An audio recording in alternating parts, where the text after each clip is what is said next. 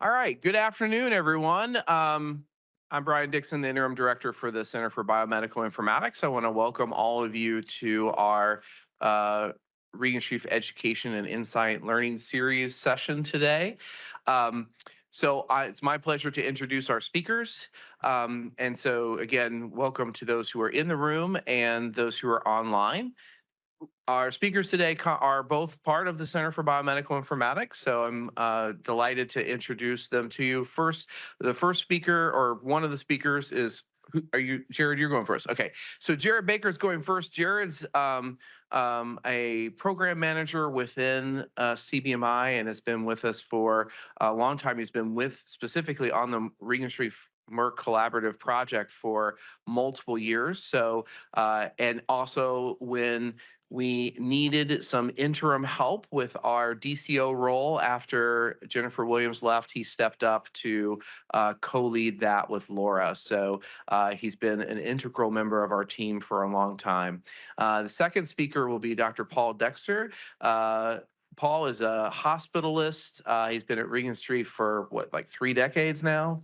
Been here for a long time, pioneered clinical decision support systems in the past. That was part of Wishart's EHR, then Eskenazi, and is now working on a variety of pharmacogenomics projects, as well as is the faculty lead for the Merck-Regenstrief Collaborative. So delighted to share that program with all of you, and we hope, my hope is that one of the outcomes from this presentation is that we get more investigators interested in collaborating with this program. So let me turn things over to Jarod. Thanks. Thanks, Brian. Appreciate it. So, hi, everyone. Jarod Baker. Pleased to be here today to talk about the Merck-Regenstrief collaboration. So a little bit, what is the collaboration? Well, I've started in 2012. It originally was just a 5-year agreement between Merck and Regenstrief to collaborate on a range of projects that focused on clinical data to inform healthcare delivery in various ways, and worked on various conditions, chronic conditions such as diabetes, cardiovascular disease, osteoporosis, and just worked on improving health of patients through data analytics and healthcare innovation was the main goal of the collaboration. And today it's still there. So with it, we are now 12 years in. We've completed over 70 projects. We've involved more than 75 scientists, produced over 80 publications, presentations, posters, and feather in the cap at this point, Regenstrief is the longest collaborative research partner in Merck's portfolio to date. How it operates, we have a governance that oversees the collaboration. This has been established since its inception. The operation team is myself and Dr. Dexter, leading from the Regenstrief point, and then also with it, we have Zena Sam from Merck, who is our point person on the operations team from their side. With it, then our steering committee comprised of various individuals from Regenstrief, Dr. Patzer, Dr. Dixon, Dr. Granis, Dr. Hickman, Dr. Hagstrom, Dr. Dexter, Laura Rupert, DCO for CBMI, and myself. And then we have members from Merck's Center for Observational and Real-World Evidence, also known as CORE. With those, there's some members that have been longstanding, been part of the collaboration from its inception. But with it, the Center of Observational and Real-World Evidence focuses in many different different areas of interest through there. So it's a great resource for them because they have cast a wide net within Merck as well. Project participation, it's a big list. These are people that have been involved with the collaboration from either from the Regenstrief or from IU standpoint here. So it's a big number. A lot of these names are people that are either still with the Institute or maybe have moved on, but very appreciative of the work and effort that they've given. And then also with it as well is that we've had a lot of people that have also participated in Merck, and some of those names that we've continued on with relationships and partnerships with because they're still with Merck Some have moved on to other entities, and we still maintain relationships with them as well. So I'm going to hand off to Paul here to talk a little bit about some of our projects that we've worked on over the years. Thanks, Jarod. Yeah, it turns out to be a fairly significant percentage of Regenstrief investigators and staff who have participated over the years. I think we owe a big thanks to Bill Tierney and John Duke, who sort of spearheaded and coordinated the whole thing. The goal, and I don't think it's changed, is to improve the health of patients through data analytics, healthcare innovation, education and research that supports evidence-based healthcare. In Bill's careful way, he started, he contracted with the IU Center of Bioethics to make sure that it was on strong ethical footing, and a year later, they had generated their final summary report. That subsequently was the stuff of a publication. I think they wanted to found this collaboration on a number of ethical principles. Those included academic freedom, establishing conflict of interest policies, data sharing, effective governance, and you've heard about the steering committee leadership, protection of human subjects, and transparency. And as I say, I think we continue to strive for that. John Duke and others put together a JAMA article and pointing out that electronic medical records represent, quote, a new source for participating between academic health centers and industry. And I think that does continue to be what we work with. The data provides opportunities to study the value and comparative effectiveness, safety and efficacy of medications, vaccines, and healthcare delivery models. Let's see. Some observations that I've had over the years. Similar to others, I began with the collaboration back in 2012. There's the closer the alignment between Merck and Regenstrief investigator research interests leads to the highest levels of research productivity, and I have a few examples of that. I think the regular steering committee meetings are our chance to do researcher-initiated sort of projects. Most are initiated by Merck, but the steering committee is a forum to communicate major initiatives and research interests. It leads to discussion that can highlight areas of common interest, and many times it catalyzes subsequent conversations that do lead to projects. Over the years, the vast majority of projects have been retrospective EHR-based studies, and it involves the data analyst team. It often involves natural language processing, and they're typically about a year in duration, the entire project. And notably, as a researcher, both the data and findings from these projects can provide excellent basis or background information in other funding opportunities. So again, the baseline data from these projects actually can lead to R01s and that sort of thing. Three key features that predict excellent chance of subsequent funding. One, a feasibility request will come from Merck investigators for a particular clinical domain. They'll say, we're really interested in ulcerative colitis patients. How many do you have? And then when we have large numbers in our database, that is an excellent predictor of funding. And then identification of a highly motivated investigator on our side is terribly useful. This collaboration can cover gaps in salary funding and provide useful research experience without worrying about the costs of project management, data retrieval, or biostatisticians. And finally, my experience personally is that Merck investigators have been engaged and have excellent content knowledge. Okay, this must be yours. Cool. So, as Paul was alluding to there, yes, we have a structured operations team, and with doing so, Paul and I meet with Zena on a bi-weekly basis. We discuss current projects, potential projects. We set agendas for steering committee meetings. We typically try to have 2 to 3 of those a year.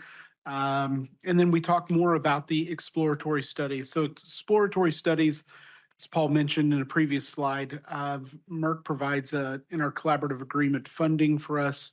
It's bench funding for RDS. And by doing so is they reach out to us about a specific area of interest. We conduct feasibility studies for them to see if we have sufficient population for them that can lead to potential study. And there's several that we do that we've done over the years that maybe there's not sufficient numbers, or there are robust numbers, but maybe a decision is made internally from the Merck side that they change a course of direction.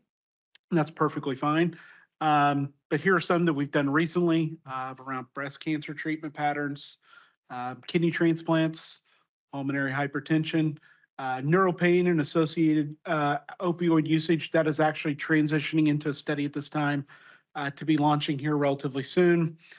We've worked in prevalence of NASH and Hispanic ethnicities, and then looking into some areas that are a little bit more different compared to like some of the things such as real world utilization and blue light cystoscopy and bladder cancer. So there's a multitude of things that Merck is looking at, and we see if we can be a matchmaker for them at the end of the day. So I think one of the things that also is that our publication output, I highlighted that earlier.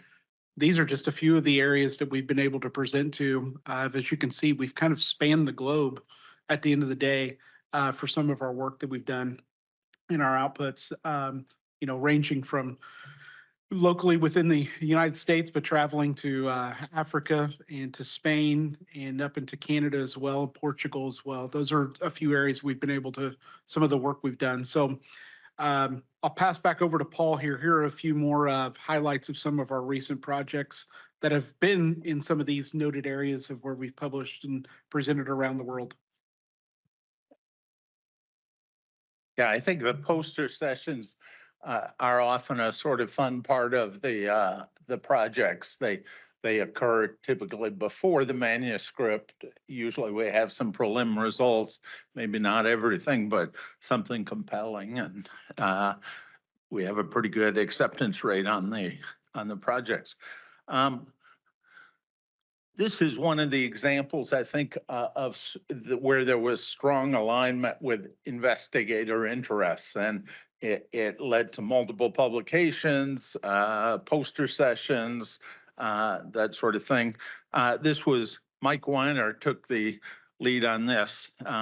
Some of his efforts included surveying patients with chronic cough to describe their health-related experiences, surveying providers to discover how they manage chronic cough, validating NLP to discover these patients, and characterizing referral patterns to like pulmonary, ENT, or GI clinic. I think one nice thing was Kuhn, the chronic cough interest of Merck then led to Kuhn's group working on unsupervised deep learning. And he was able to get in one. Sensitivity specificity with structured data was 0.86 and 0.86 respectively, but using structured and unstructured, it led to 0.952 and 0.93. So quite good sensitivity specificity. And Andy developed a deep clustering algorithm with auto encoder embedding to identify clusters of chronic cough. Another excellent example of strong alignment with investigator interests. I think Brian Dixon and company did a lot of work with human papilloma virus vaccination. And I actually couldn't even fit it on one slide. This is more publications from that group. They included a quantitative study of healthcare provider awareness and informational needs. They also tested an intervention used to target parents of adolescents eligible for the vaccine. So highly productive and again, aligned, I think, with his interests in vaccine and that sort of thing. Along the way, there were a few prospective studies, and not just the surveys, but there was one where Bobber and others conducted a pilot study to assess the feasibility of a sleep program using a Fitbit and a particular application. And it was to see if it could improve communication in primary care settings with between patients and their providers. A lot of work has been done with oncology, specifically melanoma, non-small cell lung CA, breast cancer. And we actually, for the breast cancer one, we recently finished, and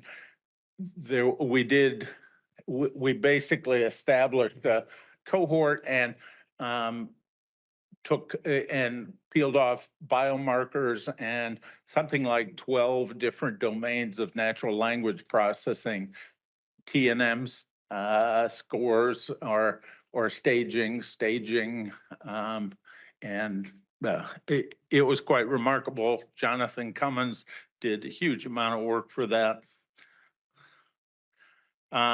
Examples of other excellent efforts. I think before Laura came to CBMI, I think she was quite involved with the Indiana Department of Health, and she led a study that showed that cancer registries can be successfully linked to EHR data and with good matching capability. Titus had a study that related to statins and determined how many patients on statins attained to therapeutic levels. And he estimated the number of CVD or cardiovascular events if the thresholds were achieved. And he forecast cost savings from decreased cardiovascular events. Let's see. And I don't have too many more slides, but collaboration has helped Regenstrief's natural language processing capabilities. In part, in the early stages, there was natural language processing core funding that actually led to development that was not associated with any particular project, but just to establish sort of a base of NLP capabilities. And then I think it's through many projects that have leveraged NLP, including the triple negative breast cancer with all its various things that we looked at, wheelchair use, metastatic melanoma, biomarkers. We've recently capitalized on Josh's work with the homeless NLP, peripheral artery disease, et cetera, et cetera. I think one future opportunity that exploring is for another project that might relate to long COVID is creative integration of large language models into the NLP pipeline. goals might be to improve accuracy, decrease effort, and as well as provide vital funding for to get such an infrastructure in place, if we can think of one. This came from one of the projects I was involved with metastatic melanoma. The reason I put it up is it highlights how important natural language processing is to retrospective data, sort of EHR-based research. The big circle is what was identified by natural language processing when it came to metastatic melanoma. The 512, the smaller circle, plus the 95 came from structured data. And you can see that only 95 cases were identified by structured that wouldn't have been, that weren't identified by NLP, but 1,215 were identified only by NLP. So again, we need that as EHR records are currently configured. And finally, I want to emphasize, I changed the nouns, I changed the dates, I changed the countries, I changed all names and all relationships. So sons became daughters, et cetera, et cetera. So, and again, it wouldn't have been identifiable in the first place, but you know, this is the sort of snippets that occur in this related to frequent travel. And you can see she is doing better. She is ready to move back to Florida to live close to her daughter, health status. And that's the most sensible one up there almost. There's these blurbs and you can barely understand them from an English standpoint, just as a person. So rule-based NLP is tough with these things, and Jonathan does a yeoman's job on that, but it's extremely tough. My point is, he got these blurbs and he made rational sense of them, but when I took these very de-identified things, put them in secure Bing and said, which of the following patients are traveling out of the USA in the future, which is actually what we want to know for this project, it came back quite quickly and said, patient 3, they're going to Austria at the end of this month. Patient 8, they're going to Botswana in January. So, you know, they talk about the last mile of internet. Well, this is the last mile of NLP, I think. And again, 3 and 8. Yeah, 3 and 8 were the ones that correctly identified. No further, just feeding them in, feeding the small blurbs. At least that's what I'm going to talk to Brian and Sean about, whether that's possible for a future long COVID study. Anyway, is probably your point. Yeah. So as Paul mentioned too, talking about the evolution of NLP, one thing I'll add on to it is that when I first started, the very first project I was involved in was our melanoma project. And it was the first time we'd ever utilized and sampled to try to see if NLP could be utilized for chart reviews. And to see what we created at that point was simply looking at melanoma to what we're able to do now over the span of the last 10 years has been amazing. So it's exciting to see where that's evolved and how much we're utilizing it in so many projects, but to know we really kind of, was created out of the collaboration is an exciting piece of history there. So on this slide as well, not really talking about the projects, but how Merck impacts us financially from an institute perspective. When you look at the top 10 producers over the last 5 fiscal years,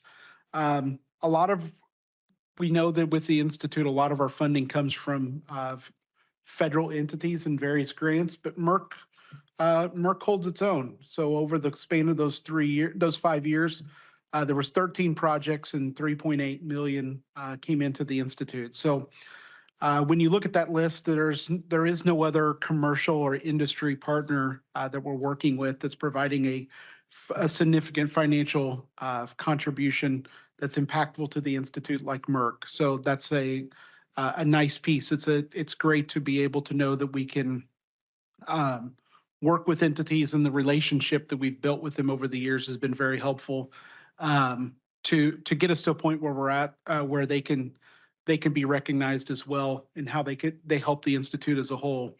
So a little bit about where we go in next steps. Right now we're currently in an agreement with Merck that expires at the end of next year. We'll start negotiations later this year to move forward and start having those talks. We continue to discuss launching new projects all the time. Those that sample of feasibility requests that we get, that is truly a sample. We get we're queried a lot about various areas of interest for them. I was just telling somebody earlier today, I think it was Laura, that just since January we've completed 7 feasibility requests for them, and right now we could potentially have 7 projects launching later this year. Do I see that happening? Probably not, but we could have a few that's definitely launching based off of our historical percentages, based off requests that actually turn into 2 projects themselves. So, but it is overall, as Brian alluded to when he was introducing, I've been involved with Merck since day one, and let me say this, I've been very pleased with working in the collaboration in the 9+ years I've been here. So it's a great source. It's continuous variety of that, because there's always something different. We may look at specific chronic conditions over the years in different formats, but then we have new things to come about, and we work through those. And with it is that the operations from top to bottom, working with Paul on a regular basis, to our Merck counterparts, to our steering committees, and more importantly, our counterparts at Merck, whether it be from an operations standpoint or from a study project standpoint, are very easy to work with. They're Paul noted earlier, their expertise level is high.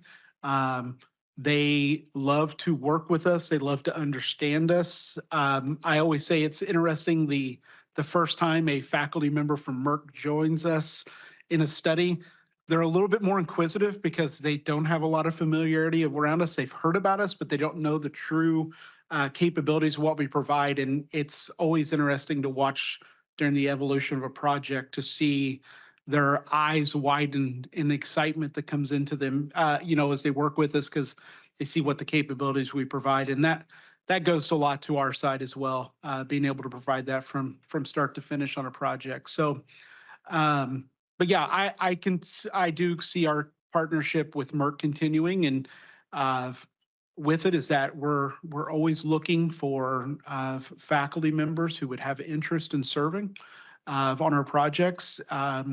Over the years, we continue to see a little bit of variety. Not everything is always retrospective data, but it continues to grow, and I'm excited where things go in our future. So, and by doing so, I would say that we've had a few other industry partners that have knocked on the door, and because they've seen the work that we're doing, and they're interested in working with us too. But Merck has been great, and look forward to a lot more time and a lot more projects down the road with them as we continue to grow the collaboration. So at this time, we'll see if there's any questions from the audience or anybody online.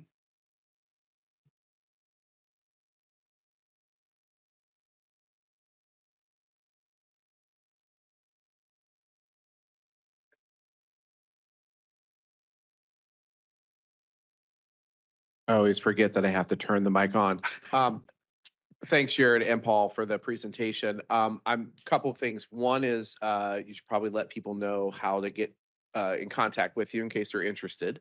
But I just wanted to provide some commentary on our work. So a lot of the questions that I've gotten over the years are, well, I can't work with industry because I'm a junior faculty, and that's not going to be looked favorably upon, and that's a myth. That's not true. We've had lots of faculty who have, junior faculty who have successfully worked on these projects and then gone on for promotion and tenure without any problem. We've also had, the other thing is that during our collaboration between myself and Steve Downs and Greg Zimmett, who's now retired, we were able to do quantitative and qualitative research with our Merck partner. We also did a trial where we actually did an intervention to improve vaccination rates, so it wasn't just a retrospective study, and we funded a PhD student on top of it. So I think that these projects can be very useful to faculty to help them build their lab, build their research agenda as they're continuing to work on NIH proposals and other projects to carry forward their research agenda. So I would encourage all my faculty colleagues to think about engaging in these projects where there's aligned interest, because our Merck scientist partners, we're very passionate about HPV vaccination uptake. It wasn't just about a product. It wasn't just about sales. These are actually the science division in pharma. There's a very, very heavy door that's between the sales part of the apparatus, which I know nothing about, and then there's the science people, and we work with the scientists on this project and our other industry collaborations too. So it is not a you're not selling your soul to the devil in order to work on these projects. You are engaging in real science with other scientists who care about the same topic that you do. So encourage people to also pitch ideas too, because sometimes we have this, it's a two-way collaboration. So sometimes we go to these leadership councils and pitch ideas and say, Rachel's there saying, hey, health equity is really important to Regenstrief. So are what's your interest in health equity? So we could maybe generate some ideas there to work on projects around health equity. We had one project we were talking about in Puerto Rico about, improving the health and population of a marginalized group of individuals there. That project did not end up turning into a funded thing because some people left Merck and there's a lot of turnover. But we had some really positive, I think, discussions around those topics as well. So it's not just about a clinical trial, or it's not just about a retrospective study. There's a variety of opportunities through this portfolio. So the other thing that I would like for you to maybe talk about, both of you, if you want, is really about the process. Like once we have kind of a concept and how we turn that into a project. My experience was that Jarod in particular, but really the team took care of a lot of the steps involved in a normal process. Like when I put in an NIH proposal, I do a lot of work. The grants and contracts team really helps me out at Regenstrief. We have a lot of support within the center for putting proposals together. But for me, the Merck proposal process is much more streamlined than an NIH proposal and a lot easier. And we also get a decision made within weeks or months, weeks or short number of months, rather than waiting 9 months to a year before your project's funded and you get working on that. So if you could just talk a little bit about that process, I think that would be helpful. Sure. So the process, as Brian mentioned, is a lot more simplified working with an industry partner. With it, usually once we have a lot of it is still fed off of the feasibility. We have numbers. We usually arrange an introductory meeting to discuss over those numbers. A lot of Q&A between us and our Merck counterparts to discuss just general questions. Once they give the decision to move forward with that, they would like to initiate a project itself. What we usually do is that unless we have an identified faculty member at that time, usually the process I'm working through is contacting steering committee members to help me identify a faculty lead to take on a project. And by doing so, we identify someone. The process then at that point of a lot of the budget development portion of it, I'm driving that piece for you. If you're a faculty member, recruiting, identifying individuals, obtaining quotes from RDS for analyst and engineer needs of biostats those pieces. I'm covering a lot of those elements. In the meantime, Merck has created a project charter that they like to have accompany all proposals. And this charter it's somewhat straightforward. It's not a very complex document. It's very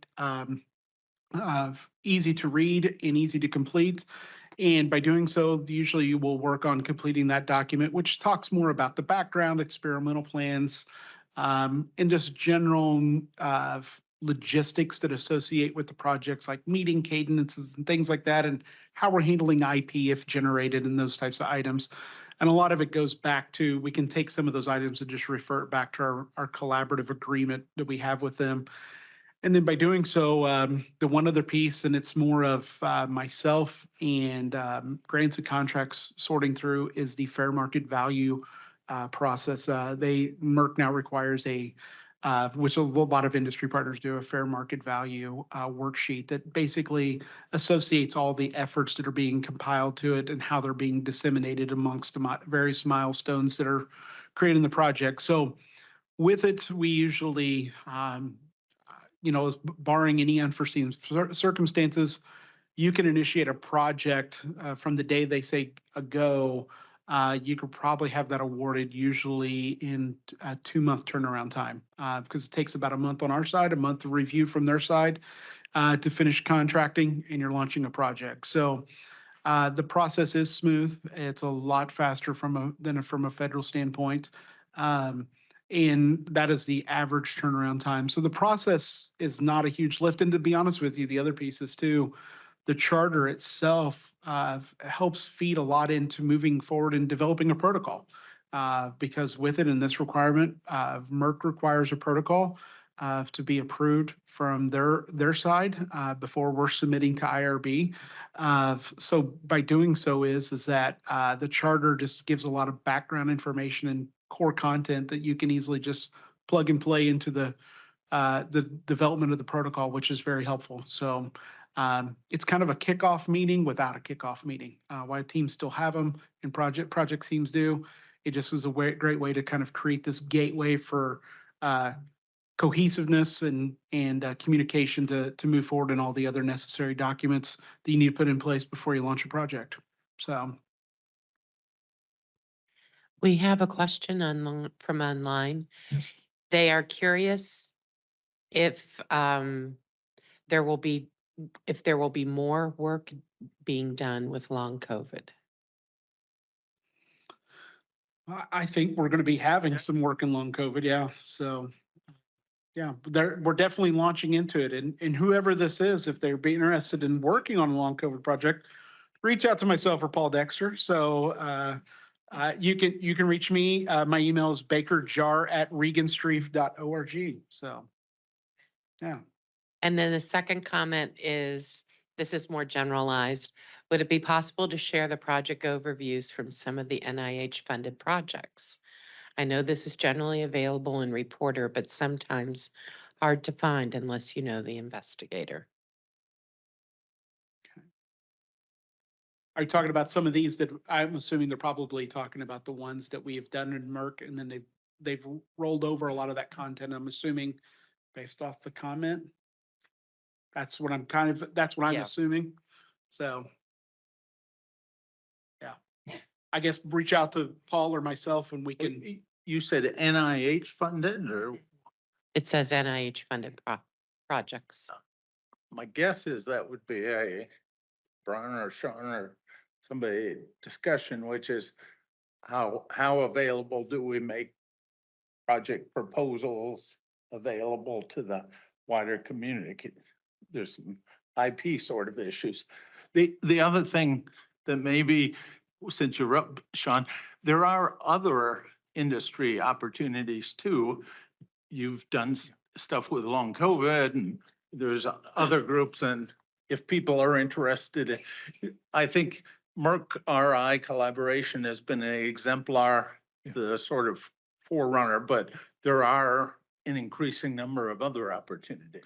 Right. So a couple of issues. First, the online question. I frankly don't understand how they're linking Merck to NIH proposals. I don't understand. So maybe the person might be able to clarify what they're asking there.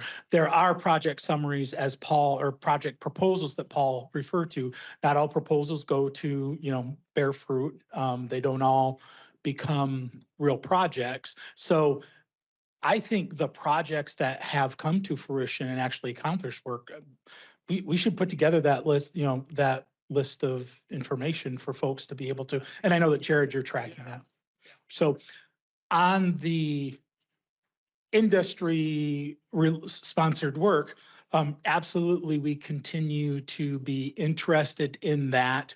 We've recently created some expectations that the work be consistent and aligned with Regenstrief's mission, that it has a faculty member associated with it, that it is not a negative economic impact on the Institute. And there's and I think and we also need to retain the right to publish, so scholarly freedom. So those are basically the 4 tenets of that approach. We know that industry requests come in from a broad variety of places. They come from all over. But if Regenstrief resources are going to be used, then I'd like people to report that to me, so that we can make sure to track it and understand how Regenstrief resources are being used for industry work. And we want to do that.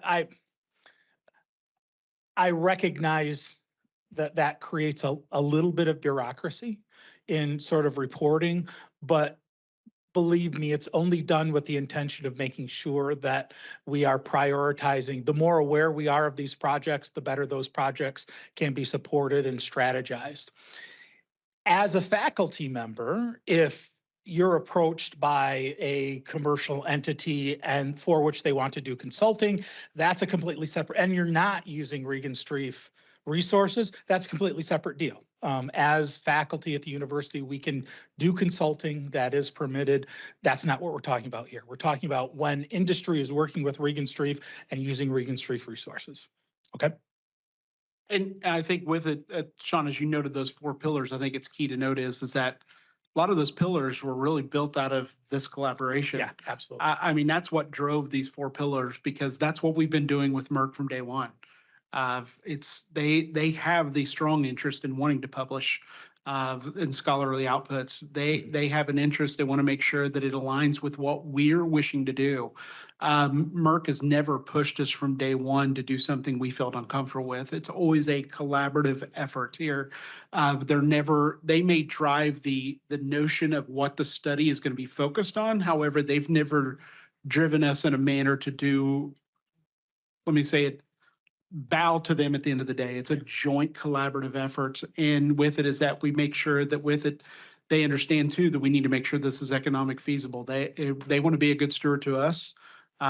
We want to be one to them, but they know that we need to make sure that we're getting paid, that we're not doing anything that's costing us at the end of the day. But yes, hitting those pillars are key. And I think that's why having those in place will help us with other industry partners down the road. So, Titus.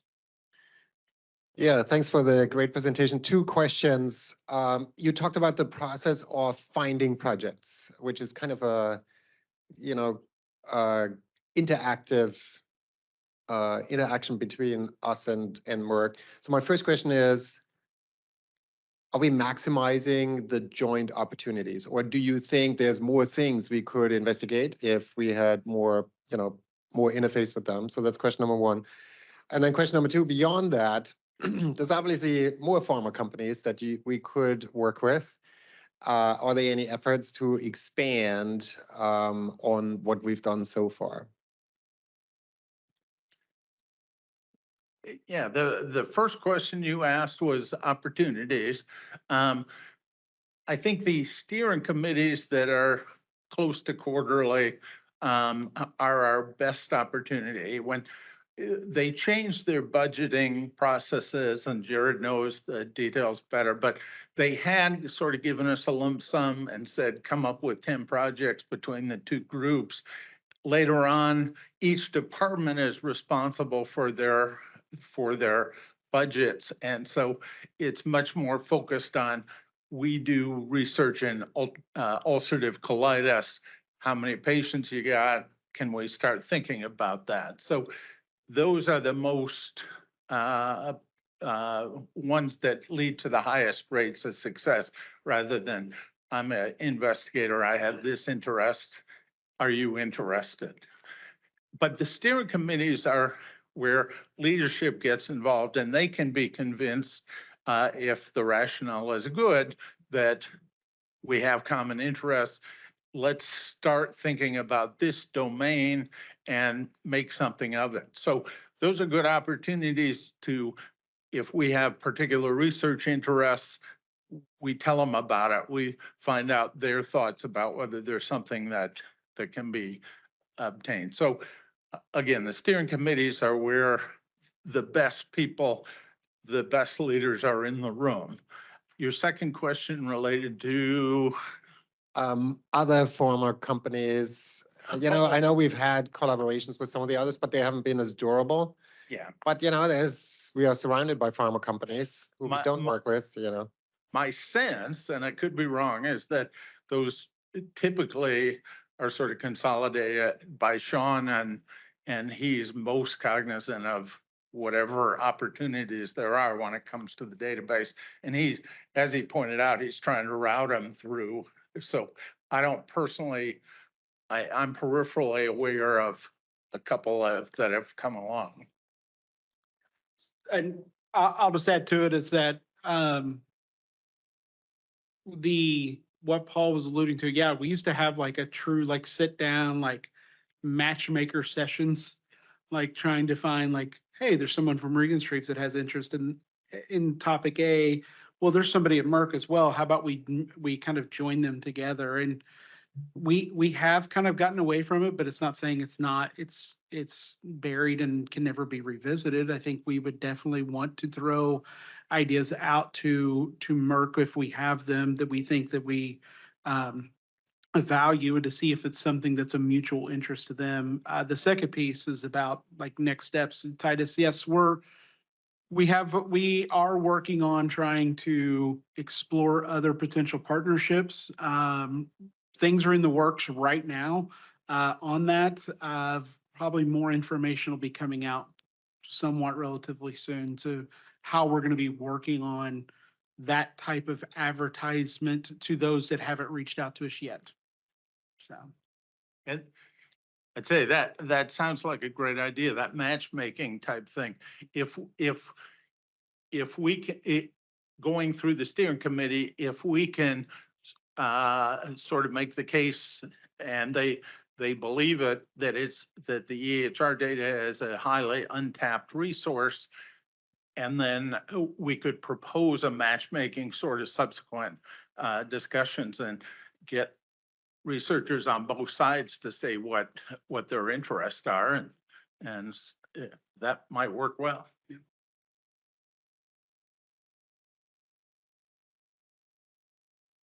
No other online questions? Okay. Well, thank you, everyone. Appreciate it.